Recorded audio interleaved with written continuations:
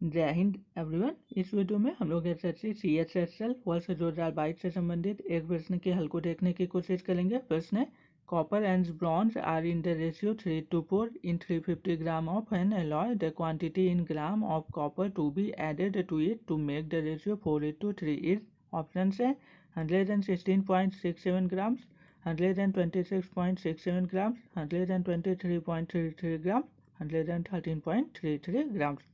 तो प्रश्न में हम लोगों से कह रहा है कि हम लोगों के पास एक एलॉय है। एलॉय को हिंदी में हम लोग मिश्र धातु कहते हैं। दो या दो से अधिक धातुओं के मिश्रण को हम लोग मिश्र धातु कहते हैं, अर्थात mixture of two or more than two metals is known as alloy. तो हम लोगों से कह रहा है कि हम लोगों के पास एक एलॉय है और कॉपर और ब्रॉन्ज का बना हुआ एलॉय है। उसमें रेशियो दिया हुआ है हम लोगों को कॉपर और ब्रॉन्ज का 3:4। कह रहा है कि इसमें कितना कॉपर मिलाया जाए, उसकी मात्रा आपको ग्राम में ज्ञात करनी है कि जो अनुपात है वो अनुपात 4:3 का हो जाए, अर्थात 4:3 का अनुपात हो जाए। तो हम लोग सॉल्यूशन लिखते हैं। कॉपर और ब्रॉन्ज हम लोग लिख लेते हैं, उसका रेशियो दिया हुआ है एलॉय में, तो हम लोग कॉपर ब्रॉन्ज का रेशियो लिख लेते हैं। तो 3:4 दिया हुआ है, तो हम लोग 3:4 लिख देते हैं। कह रहा है कि 4:3 बनाना है हम लोगों को रेशियो, तो हम लोग 4:3 लिख लेते हैं। तो हम लोगों को केवल कॉपर मिलाना है, इस मतलब अनुपात को बदलने के लिए ब्रॉन्ज नहीं मिलाना है। तो दोनों संबंधों में हम लोगों को ब्रॉन्ज का जो आनुपातिक मान है, रेशियो वाली वैल्यू है, वह समान रखनी होगी। तो यहाँ पर समान तो है नहीं, तो इसको समान हम लोग करते हैं।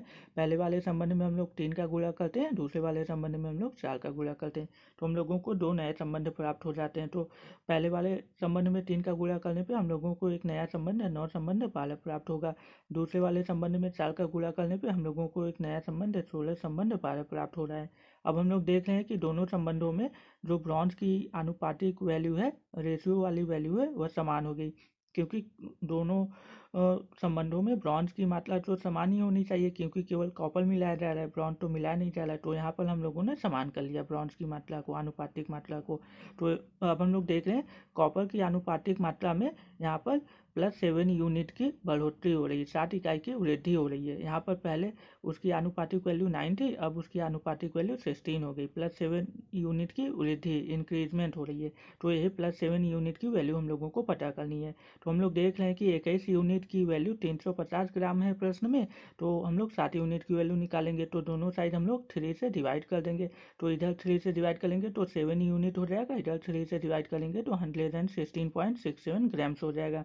तो इस तरह इस प्रश्न का सही उत्तर विकल्प ए है, 116.67 ग्राम्स। अगर आपको यह वीडियो अच्छी लगी हो तो आप इसको लाइक कर सकते हैं, मेरे चैनल को फॉलो कर सकते हैं, शेयर कर सकते हैं। Thank you so much.